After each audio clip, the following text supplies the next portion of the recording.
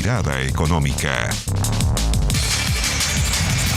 Hola, hola, ¿cómo les va? Mirada Económica en el aire, en una semana con harta noticia en la economía. Tuvimos cifras de crecimiento, cifras de empleo, vamos a tener los próximos días cifras de inflación y también, obviamente, que la economía que se cruza con la política de cara a la segunda vuelta, con dos programas en materia económica que van a ser reformulados, dos programas que son muy distintos, marcan dos rutas muy diferentes para el derrotero económico del país. Para profundizar en todos estos temas, estamos en contacto en esta edición del programa especializado en economía en Canal 24 Horas con el economista jefe del Banco Itaú, Andrés Pérez. Andrés, bienvenido a Canal 24 Horas, ¿cómo te va? Bien, buenas tardes, muchas gracias Andrés por la invitación a compartir reflexiones. Andrés, gracias. Lo primero, ¿cómo ven las cifras entregadas por el Banco Central de Crecimiento Económico? 15%, 7 meses consecutivos con crecimiento de 2 dígitos. Parece que, y muchos auguran que de noviembre para adelante comienza de a poco el sinceramiento de la economía. ¿Cómo lo ves tú? Mira, curiosamente yo justo voy a partir con esa misma reflexión, ¿cierto? Ya llevamos 7 meses creciendo con tasas interanuales de 2 dígitos, donde mes a mes la economía ha seguido sorprendiendo a los analistas con los datos de crecimiento. En relación a este último dato, este estuvo esencialmente en línea con lo que esperaban los analistas. Estuvo impulsado en el margen por una sorpresa positiva en el dato de la producción de minería, ¿ya? Ahora, esto con un contexto donde la actividad económica en servicios ha sido muy impulsada por la reapertura rápida que tuvo la economía chilena durante los últimos meses. Andrés, ¿cómo se le puede explicar a la gente que nos está viendo a través de la pantalla de nuestro canal de noticias que una economía que lleva 7 meses creciendo con 2 dígitos, en octubre 15%, de acuerdo a algunos pronósticos, podría caer en recesión el último trimestre del próximo año? ¿Qué va a pasar? ¿Qué es lo que sucede? ¿Por qué viene ese aterrizaje forzoso que muchos pronostican? ¿Cómo lo ves tú? Mira, un muy buen punto. Hay que poner esto en contexto que la economía chilena del año pasado tuvo una contracción bien importante de 5,8% en el año, y este año estamos viendo cómo la economía se recupera, pero a tasas muy, muy altas. Tenemos que pensar esto, es como si estuviéramos andando en un vehículo a tasas quizás por encima del límite de velocidad, y cuando uno empieza a andar con más rápido de lo permitido, bueno, uno asume ciertos riesgos. Así es importante que ya la política macro se empiece a enfocar a desacelerar esta economía y empezar a andar a una velocidad que sea más consistente con un crecimiento de mediano plazo, ¿ya? Entonces, nosotros, por ejemplo, este año pensamos que vamos a crecer en torno a 12% en términos reales este año, y el próximo año debiésemos de desacelerarnos hacia una tasa más sostenible con un crecimiento de mediano plazo para la economía chilena, y eso es en torno a 1,8%. Y eso sí es cierto, implica en sí mismo una recesión técnica entre el segundo y el tercer trimestre. Eso implica 2 trimestres consecutivos creciendo en tasas negativas secuencialmente, es decir, trimestre a trimestre, ¿ya? ¿Y eso cómo se traduce, Andrés, quizás en el día a día, en empleo, en consumo, en la inflación, en el costo de la vida? ¿Cómo se traduce en la economía más diaria, de carne y hueso? Sí, a ver, yo creo que si uno mira los datos, hoy día la economía está en cierto sentido en un momento de bonanza, ¿ya? De altos niveles de consumo. Algunos dicen con el doping. mercado laboral. ¿Ah? Bueno, es cierto que hay cierto nivel de estímulos dando vuelta, y anabólico en términos macro.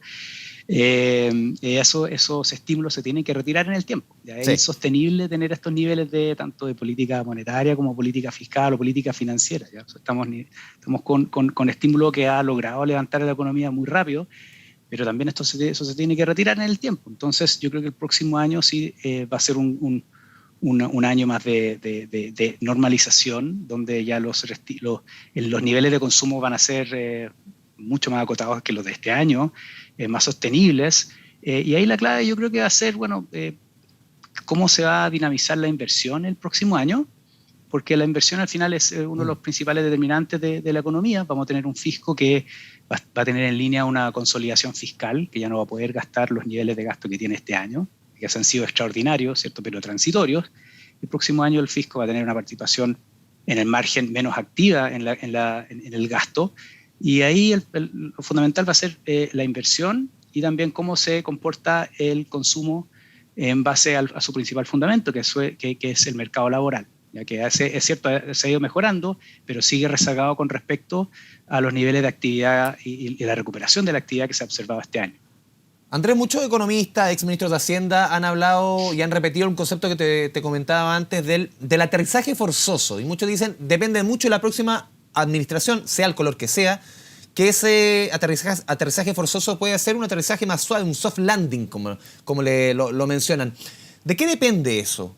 ¿Cómo ves tú en este escenario con una billetera fiscal que va a estar mucho más estresada, con una inversión que se necesita, con una economía que va a ir declinando los números como tú lo mencionabas? ¿Cómo ves tú la discusión presidencial con estas dos opciones que tenemos ahí en la palestra para elegir el próximo 19 de diciembre?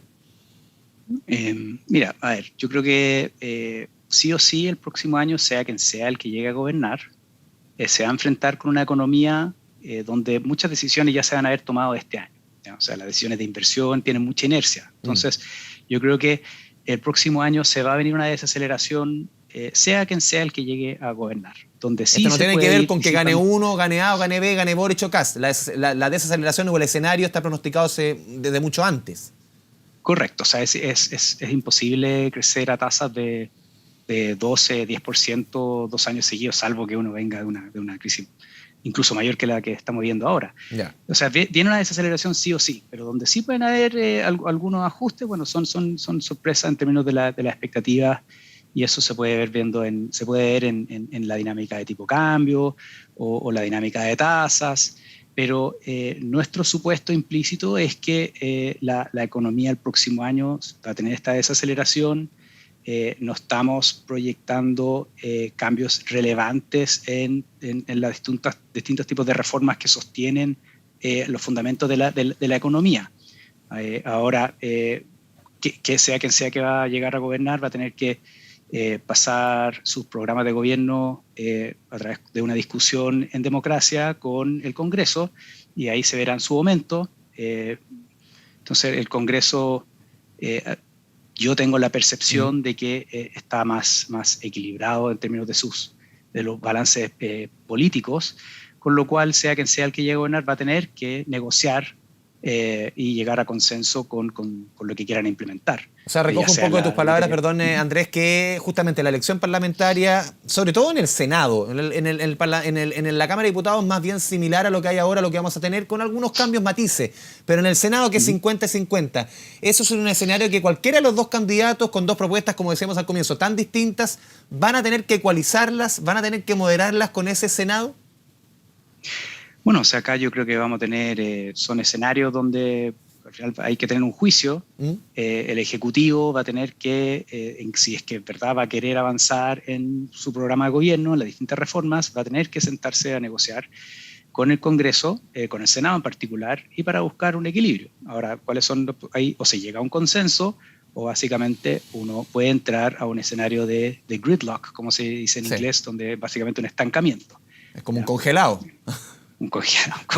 Sí, ahí se nos cayó el carnet a algunos que crecimos con cachureo. Oye, Andrés, siempre tratamos obviamente de llevar la economía a un lenguaje más coloquial, que es lo importante para que todos entendamos un poco en el escenario que estamos inverso. Andrés, a ver, ¿cómo ven ustedes los programas? Yo te lo he comentado varias veces dentro de esta conversación, programas que son muy distintos. ¿Cuáles son los puntos de ambos programas, de José Antonio Kast, de Gabriel Boric, que a ustedes más les preocupan?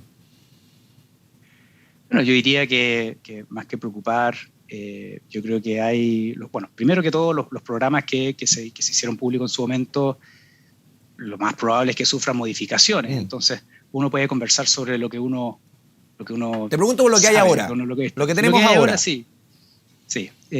Donde hay más interés por parte de los agentes de mercado, yo diría que es para tener más claridad sobre los bordes, los horizontes relacionados a los aspectos tributarios, ¿ya? Entonces, evidentemente que hay algunas medidas que llaman más la atención, y hay otros donde se busca tener más claridad, ¿ya? Y la verdad es que es un hecho que estos programas de gobierno van a ser muy difíciles de implementar en su totalidad o en el horizonte que se propone, con un Congreso, con el Senado en particular, como fue elegido en la primera vuelta. Si tú mencionabas el tema tributario, perdón Andrés, que son dos propuestas muy distintas. La de Gabriel Boric, que es un aumento de 8% del PIB en un periodo de entre 6 y 8 años, que muchos han criticado que eso no es posible. Le ha puesto varios países que lo han hecho. Y la crítica va por el lado de que de la forma que ellos lo están buscando, que por ejemplo un aumento importante de la alusión y otras medidas, no lo van a lograr. Más que alcanzar ese 8 es la forma, más que el fondo. Y al otro lado tenemos otra propuesta que es radicalmente distinta, que es disminuir, aunque al parecer va a sacar esa medida, disminuir el impuesto a las empresas en casi 10 puntos. ¿Cómo ustedes analizan esas dos medidas? Yo creo que los programas al final son intenciones que le gustaría implementar por cada coalición o cada candidato.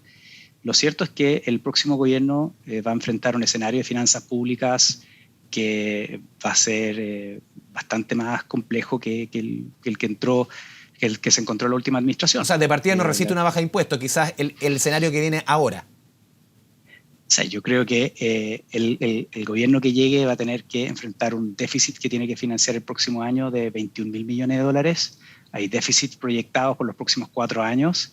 Entonces, consensuar un escenario hacia adelante deficitario por parte de las finanzas públicas tiene que ser compensado con mayores ingresos, ya sea por mayor crecimiento o una mayor carga tributaria, o básicamente una reducción en el ritmo de gasto, que a todas luces ha sido muy difícil de conseguir en el tiempo. O sea, la verdad que Chile viene hace varios años con una tendencia a gastar más de lo que efectivamente genera en términos de sus ingresos, y eso se ve reflejado en mayor deuda, y así una peor clasificación de riesgo en el tiempo. Y la propuesta, la primera que te mencionaba sobre Boric, que es al revés, es un aumento de impuestos. ¿Cómo la ven ustedes? El aumento en ese plazo de tiempo y la forma que ellos quieren llegar justamente a ese aumento. Las medidas como la eliminación o la baja en la elusión y en la evasión, el tema de los impuestos a los súper ricos, ¿cómo lo ven ustedes?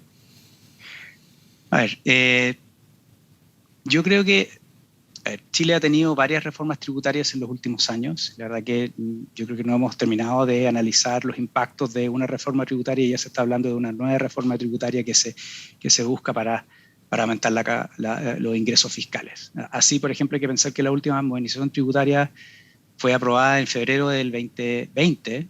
Estamos todavía viendo sus efectos y es difícil. Uno trata de avanzar en medidas teniendo la evidencia sobre la mano, ¿cierto? O sea, cuál ha sido el impacto sobre el crecimiento, sobre la recaudación, entre otras variables.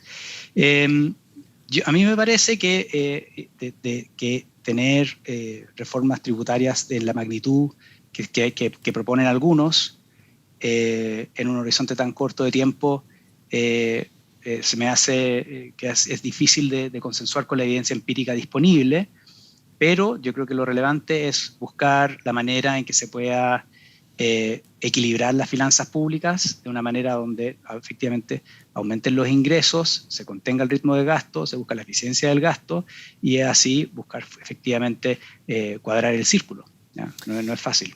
Sí, Andrés, las últimas 5 encuestas que se han publicado este sábado, se termina obviamente el periodo para publicar este tipo de mediciones, han dado por un margen, algunos muy amplio y otros bastante generoso, como ganadora Gabriel Boric. ¿El mercado tiene más bien asimilado esto, que Boric posiblemente llegue a la moneda?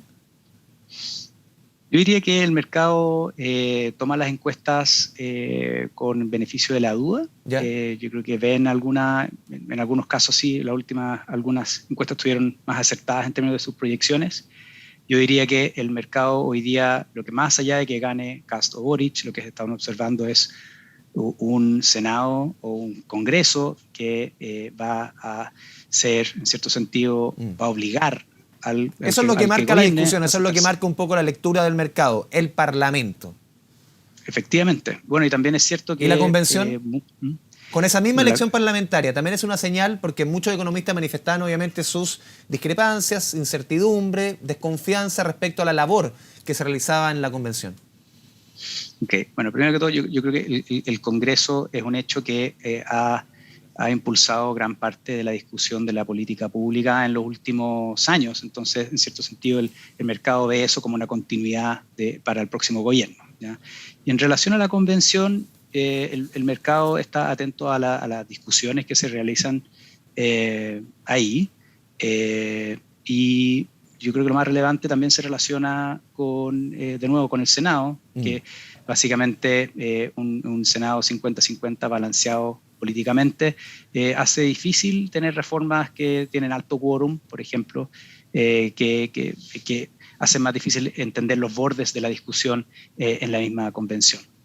Andrés, te pido que te quedes conectado, vamos a ir a la pausa. En Mirada Económica, en las 24 horas, estamos conversando con el economista jefe del Banco Itaú, Andrés Pérez, pero antes de ir a la pausa les vamos a contar la siguiente, obviamente, idea, propuesta. Comienza a invertir directamente en Estados Unidos con el primer marketplace de servicios financieros fiduciario del mundo, donde tus intereses están primero, sin intermediarios, sin cargos ocultos y con tecnología de punta. Altafid, You Are First, te da la bienvenida. Pausa en Mirada Económica.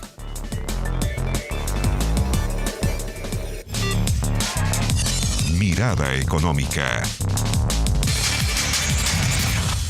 Volvemos a Mirada Económica a través de la pantalla de Canal 24 Horas. Estamos conversando con el economista jefe del Banco Itaú, Andrés Pérez. Andrés, salgamos un poquito de la arena política, volvamos 100% a la economía, a los números, aunque siempre tiene una patita en la política, pero te quiero preguntar por la inflación. La inflación que hemos visto en los meses de septiembre y octubre con inflación sobre el 1%, o sea, lo que tenemos normalmente en 3 meses, 4 meses, lo tenemos en un solo mes. ¿Qué va a pasar en noviembre? ¿Cómo lo ven ustedes? A ver, si tenemos un escenario de inflación en la economía chilena, pero también en el mundo, inflación en la economía chilena que ha superado ampliamente los niveles de la meta del Banco Central, ¿cierto? Entonces ya estamos con la inflación interanual de fines de octubre se alcanzó una tasa de 6%. En términos mensuales eso fue una alza de 1,3% en octubre con respecto al mes de septiembre. Yeah. Esto fue muy impulsado por factores puntuales, ¿cierto? Transitorios, o sea, algunos shocks puntuales. Que, pasajes ejemplo, aéreos, paquetes turísticos, bien marcado por eso. Sí, efectivamente, sí. Pero también nosotros para el mes de noviembre, que se va a publicar este martes, nosotros estamos proyectando una alza mensual de 0,4%. ¿Ya? Así, va es más normal, entre comillas. Efectivamente, son tasas más normales. Pero así todo, el nivel de precios va a seguir subiendo. Durante diciembre nosotros estamos proyectando una alza de 0,4% de nuevo y así llegando a fin de año a una inflación cerrando el año en 6,6%. ¿Ya? Entonces estos son niveles de inflación bien elevados con respecto a la historia reciente de Chile. Y por cierto, es preocupante pensando en que la inflación suele pegarle más fuerte a aquellos que tienen menores ingresos, tienen menos manera de protegerse ante un escenario de mayores precios en la economía. Andrés, ¿y eso cómo se va a traducir en otro factor que ha preocupado a muchas familias, que es las tasas de interés, inflación, sobre todo en dividendos, la tasa de los créditos hipotecarios? Hemos visto en las últimas mediciones que como que ha tendido en algunas mediciones esa alza constante a frenarse. ¿Ustedes ven ese escenario que ya todo lo que tuvo que haber subió, o podría ser que si el Banco Central decreta nuevas alzas importantes, esto va a seguir para arriba? Ok, mira, como mencionaba anteriormente, la economía chilena está ya creciendo a tasas muy elevadas y una de las maneras en que este ajuste macro hacia crecimiento más sostenibles en el tiempo es a través de, por ejemplo, una reducción del gasto público, que es necesaria, pero también a través de mayores tasas de interés que tienden a acotar el ritmo de crecimiento de la demanda, así normalizando las tasas de crecimiento de la economía chilena. Entonces, en ese ámbito, donde la actividad ha ido creciendo, la economía está con mucho dinamismo, también ha ido aumentando la inflación y sus expectativas en el tiempo. Entonces, el Banco Central ha seguido con alzas de tasas en el tiempo y con un mayor ritmo cada vez más, ¿ya? Entonces, en ese escenario nosotros, para la tasa de política monetaria, que es básicamente la tasa corta, ¿ya? De corto plazo, nosotros estamos proyectando que van a volver a subir a un ritmo similar al de la última vez, al de su última reunión de política monetaria. Y eso es llevando la tasa de política monetaria a un 4%. Esto algo por encima del nivel considerado neutral para la economía chilena. Ahora, ¿qué significa todo esto? Como términos técnicos, ¿qué significa? En términos prácticos también, para los créditos, por ejemplo. Claro, los créditos, por ejemplo, los créditos hipotecarios, los créditos de consumo son a distintos plazos. ¿Ya? Sí. Entonces, lo que hemos visto en los créditos hipotecarios, que son prácticamente a plazos largos, 10, 15, 20, 30 años, hay cambios ahí que reflejan básicamente un menor ahorro en la economía y un ajuste en la cantidad de recursos disponibles para que el sistema financiero intermedie. O sea, hay que pensar que ahora el sistema financiero tiene menos recursos para prestar a plazos más largos. Por los retiros de fondo. Justamente refleja aquello. ¿Ya? Estamos pensando en que los retiros de la AFP a la fecha alcanzan en torno a 50.000 millones de dólares y estos son recursos que anteriormente se intermediaban en distintos plazos, pero por cierto, se intermediaban a plazos también bastante más largos. Entonces, lo que quiero decir es que vamos a tener que acostumbrarnos, lamentablemente, a tasas de interés más altas que las que estuvimos observando durante los últimos 5 años. Pero esa tasa o esa alza, perdón Andrés, esa alza o esos créditos que antes se veían en 2%, hoy día en tasas de 4, 5, ¿se van a mantener ahí, o sea, altas por un buen rato o van a seguir subiendo, crees tú? ¿O es poco más lo que pueden subir?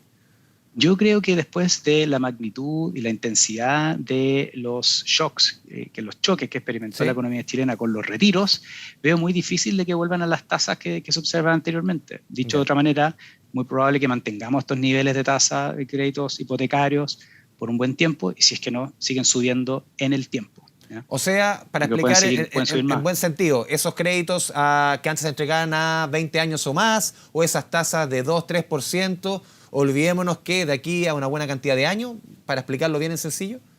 Lamentablemente ese es el escenario que nosotros estamos observando. Sí, y eso es solamente por el escenario de tasa. No hay que pensar que también hoy día las restricciones que existen para acceder a estos créditos también se han puesto más restrictivas, ¿cierto? O sea, cada vez es más difícil por las condiciones, ya sea en términos de sueldo, porque también ahora para acceder a créditos de menor plazo se exige tanto un mayor pie en general, también como un mayor nivel de ingreso promedio para justamente pagar el dividendo. Entonces, va a haber un ajuste relevante en el mercado inmobiliario, tanto por la demanda como por la oferta. ¿Sí? Andrés Pérez, economista jefe del Banco Itaú, te agradecemos este espacio, casi media hora de conversación con Canal 24 Horas Mirada Económica. Muchas gracias. Muchas gracias, Andrés. Muchas gracias. Chao, chao. Éxito. Chao. Y a todos ustedes, muchas gracias por la sintonía en este espacio exclusivo de economía. 12 años aquí de presencia en Canal 24 Horas. Que le vaya bien. Chao, chao. Mirada Económica.